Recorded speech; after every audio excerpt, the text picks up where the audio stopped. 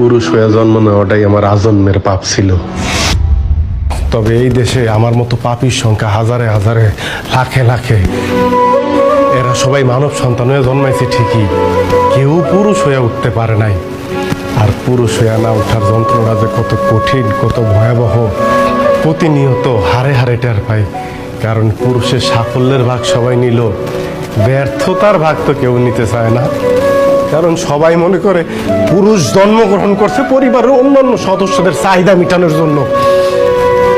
অনেকে ভুলেই যায় পুরুষ নামক মানুষটার মধ্যেও একটা মন আছে, একটা হৃদয় আছে, হৃৎপিণ্ড নামক একটা বস্তু আছে। প্রিয়জনের কথার আঘাতে সেই হৃৎপিণ্ডটা না কাইপা ওঠে। ভুলা যাইবই না কেন কম, কারণ পুরুষ তো কখনো কারো প্রিয়জন হয়ে উঠতে পারে না। সব সময় পুরুষ প্রয়োজনই কাজে লাগে।